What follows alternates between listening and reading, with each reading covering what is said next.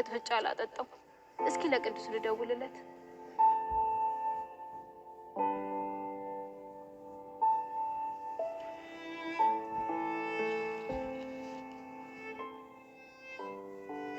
ይሄ ደነዝ የሆነ ልጅ እንዴ! ቅዱስ ስልክ አያነሳም። የማይፈልገኝን እዝራ ስከተል የሚፈልገኝን ቅዱስ ላጣ ነው ማለት ነው። እንደዛም አይሆንም። ከሁለት አጣሽማ መሆን አትችይም ጽዮን። በፍጹም ቅዱስን ደግሞ ልተው አልችልም። ዞረ ትመጣለህ። እኔ ጽዮን በቀላሉ እንደማለቅ ታውቃለህ። የትም ብትሮጥ እንደማታመልጠኝ ታውቃለህ።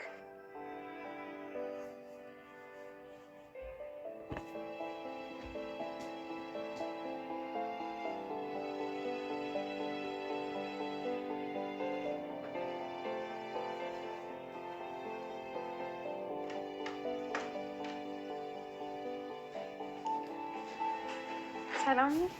እኔ እንዴት ነሽ? አለሁልሽ። እንዴ እማዬኛ ልጆችሽ አይደለም ብትሰጪ ምን ችግር አለው? እስኪ ንገሪኝ ሀኒ። መስፍን ያልቻለውን ቆይ እንዴት አድርጋችሁ ነው እናንተ የምትችሉት? ቆይ አባዬ ያልቻለም ማለት እኛ አንችልም ማለት ነው? ሀና ቢዝነስ እናንተ እንደምታስቡት ያን ያህል ቀላል አይደለም። እኛም እኮ ቀላል ነው እያልን አይደለም። የቢዝነስ ስራ እንደምትማሩት አይደለም። እያንዳንዱ እርምጃሽን ተጠንቀሽ ሊሆን ይገባል። አንድ ስህተት የህይወትሽን አቅጣጫ ልትቀይራት ትችላለች እኮ። እሱን እኮ እየተማርነው ነው ሀኒ። እመኚ፣ ቢዝነስ በቲዮሪ ሳይሆን በእርምጃሽ ነው የምትማሪው። እና በቃ እምቢ እያልሽን ነው ማለት ነው? ሀኒ በጭራሽ ይሄን እንዳታስቡት። መስፍን ላይ እምነቴን ለጣልኩት ራሱ በጣም ጸጽቶኛል። እሺ በቃ እምቢ ካልሽ ምን ይደረጋል? ብታምኝን ግን ደስ ይለን ነበር። በጣም ይቅርታ ሀኒ፣ ይሄ ማድረግ አልችልም። እሺ በቃ እማዬ ሰላም ደሪ። ሰላም ደሪ ሀኒ።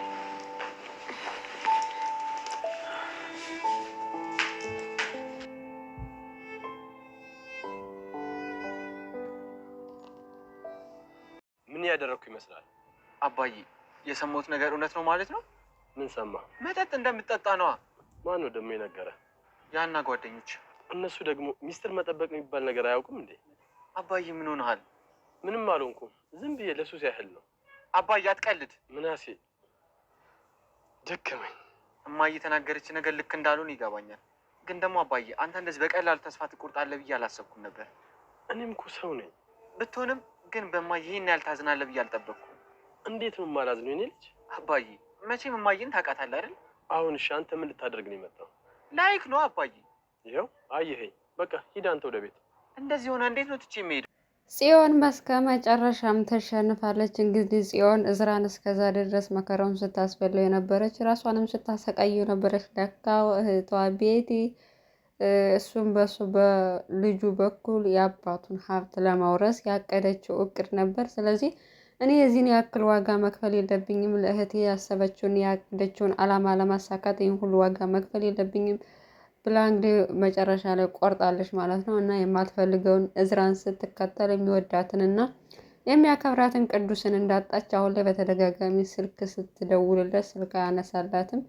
በዛም ምክንያት በጣም ነው ያዘነችው። እሱን በጣም ብዙ ጊዜ ታግሷት ነበር ቅዱስ እያንዳንዷ የምታደርገውን ስህተት ሁሉ በትዕግስት እያለፈ የገፋችው ብዙ ነገር ያደረገችው። አሁን ግን ብሎ እሱ ሲቆርጥለት ደግሞ እሷ እንደገና ነገሩ ገብቷታል።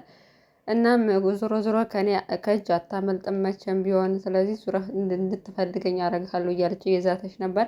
በዚህ ምክንያት እንግዲህ እሷ የቤቲ እህት ሆና ተገኝታለች። ቤቲ ደግሞ የሜላትን ድርጅት አደጋ ላይ እንድትጥል እቅድ የተሰጣት ልጅ ናትኝ። እሷን ድርጅት ተከታትላ እሷ ያለችበትን ሁኔታ እያንዳንዷን ነገር ተከታትላ የእሷ የሜላትን ድርጅት ጥላ የአቶ በቃሉ ድርጅት ስኬታማ ከሆነ ሆቴል ከፍትልሻለሁ፣ ስራ ጀምርልሻለሁ ብሎ ነው የነገራት። በዛ ምክንያት እሷ እንግዲህ ያው ኃይለኛ ሰውና በጣም ጠንካራ ሴት እንደሆነች ሜላት ስለምታውቅ እሷ ያ ነገር ሁሉ ተበላሸበት ማለት አቶ በቃሉ የእሷ ስራም አይከፈትላትም ማለት ነው። እና ሁለታቸው ናቸው እህትና ማማች፣ ሁለታቸው እህትማማቾች ብቻ ናቸው። ስለዚህ ገንዘብ ያስፈልጋቸዋል። በዛ በኩል እህቷን በዛ አሰማርታለች፣ በዚህ በኩል ደግሞ በአባትየውን እሷ ይዛለች ማለት ነው። በዚህ ምክንያት እንግዲህ በጣም ያሳስባታል የአቶ በቃሉ ድርጅት ጉዳይ። እሱ ስኬታማ ሆነ ማለት ሜላትን ጥሎ በእሷ ላይ ቆሞ ነው እንግዲህ ስኬታማ መሆን የፈለገው። እሱን እቅዱን አሳክታ ነው ስራ ይከፍትልሻለሁ ያላት። ይክፈትላት አይክፈትላት የሚታወቅ ነገር የለም።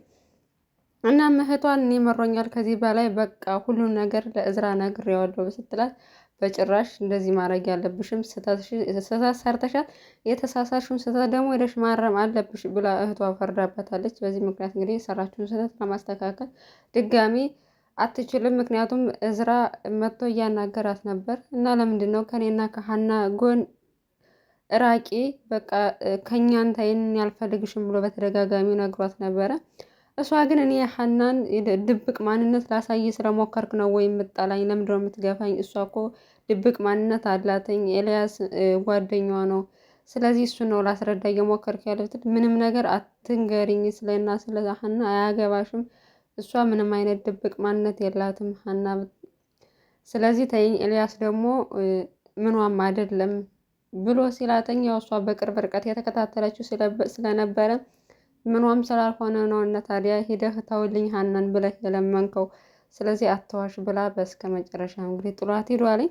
እሱ ተጸጽቶ የምጠጣበት ቦታ ሄዳ እንግዲህ ሲያናግራት ያው ሁሉን ነገር አፍረጥርጣ ነግረዋለች። እንደማትወደው የአባቱን ገንዘብ ለመውረስ ስትል እሱ እንዳፈቀረችው ሁሉ ነገር ዋጋ የከፈለችው የአባቱ ገንዘብና የእሱ ያላቸውን ገንዘብ ብላ እንደሆነ ስትነግረው በጣም ነው የተናደደ እና እሱም የሰክርሻል ብሎ ነው ራሱን ለማሳመን የሞከረው። ሰክረሻል፣ ስለዚህ ስለ ሰክርሽ ነው የምትቀባጥሪው አላት። እሷ ግን የተናገረችው እውነቷን ነው ማለት ነው። በዚህ ምክንያት ይህን ነገር ስላበላሸችው እህቷ ተቆጣታለች። በሌላ በኩል ወይዘሮ ሜላት እንግዲህ ያው ቁጥነቷና ኃይለኝነቱ አቶ መስፍንም በጣም እያስመረረው እና ነገሮችን ተስፋ እያስቆረጠው ይገኛለኝ። አቶ መስፍን እንግዲህ ውጭ ይኖር ነበር። ከጊዜ ዓመታት በኋላ ተመልሶ ወደ ሀገሩ የገባው ልጁ ስለተገኘች ነበርም። እናም አሁን ላይ ግን ልጁ ከተገኘች በኋላ ከመጣ በኋላ ቤት ውስጥ በእያንዳንዱ ጊዜ አዳዲስ ችግር እየተፈጠረ እሱም ወደ ስትረስ እየሄደ ነው። የሜላትም አለመረጋጋት ተጨምሮ እሷም ድርጅቱን እዚህ ያደረሰችው እሷ ስለሆነች ብዙ ነገሮችን ቤቱን ስለተቆጣጠረች መስፍን ረጅም ዓመት ውጭ ሀገር ኑሮ መጥቶ እዚህ ሲኖር እንግዲህ እሷ ናት አብዛኛውን ጊዜ የገነባቸው የቤቱን ኢኮኖሚ ሁሉ አቋቁማ የያዘችው ወይዘሮ ሜላት ናት። እንግዲህ ደግሞ በዚህ ኢኮኖሚ በእሷ ስላዜችው እንግዲህ ድርጅቴ ነው ለእኔ ቤተሰቦች ሁሉ ነገሬ ብላ ስለምታስብ አንድ ነገር በሆነ ቁጥር ሄዳ አቶ መስፍን ላይ ነው የምትጮህበት። ጭራሽ ነው የማታከብረው እና በጣም ስሜታዊ ሆና የምትናገረው ነገር ከቀን ወደ ቀን አቶ መስፍን በእሷ ላይ ተስፋ እንዲቆርጥ እያደረገው ነው። በእርግጥ በጣም ነው የሚወዳት፣ ልጆቹንም ይወዳቸዋል። ግን ደግሞ በጣም ነው የሰለቸውና እንደደከመው እየተናገረ ነበር። ከዚህ በፊት መጠጥ ጠጥቶ የማያውቀው ሰውዬ መጠጥ ውስጥ ገብቷለኝ። ልጁም ከዚህ በፊት እነ ጆሮ ነግረውት ነበር አባቱ እንደማይጠጣ። ነገር ግን አይጠጣም፣ የኔ አባት መቼም ጠጥቶ አያውቅም፣ እንዲህ አይነት ነገር አያረግም ብሎ ነበር ራሱን ያሳመነው። ነገር ግን ሄዶ ሲያየው እየጠጣና በጣም እየጠጣ ነው ያገኘው። ሊያስቆመውም አልቻለም ማለት ነው። በዚህ ምክንያት ጭራሽ ወደ ሀገሩ በመምጣቱና ሀናንም እየወቀሰ ይገኛል። አንቺ ባትገኝ ኑሮ አልመጣም ነበር፣ መጥቼም እዚህ አልቀርም ነበር ብሎ ሀናን እየወቀሰ ይገኛል ማለት ነው። በእርግጥ አይፈረድበትም፣ ግን ደግሞ መታገስ አለበት። ወይዘሮ ሜላትም ከድርጅቷ ቤተሰቧን ብታስበልጥ ይሻላታል።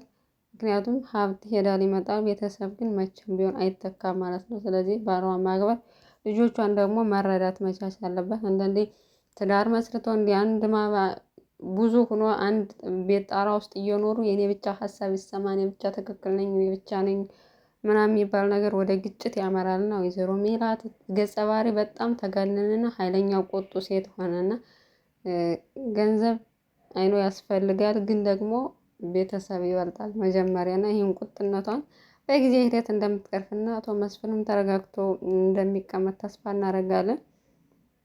በሌላ በኩል ሀኒቾ እንግዲህ ችግሮች በስተዋለኝ፣ ስለዚህ አንተ ጋር ስመጣ ነው ደስ የሚለኝ፣ ስለዚህ አንተ ጋር ስመጣ ችግር ያላላወራ ነው አለማውራት አልፈልግም ብላ ለእዝራ ነግረዋለች። እዝራም ያው እሱ ሚስጥሩን እያንዳንዷ ችግሯን ስለምትደብቀው በጣም እየደበረው ነው። ችግርሽን ተናገሪና እኔም ማገዝ ያለብኝን ነገር አግዝሻለሁ፣ ወረዳሻለሁ ነበር ያለ።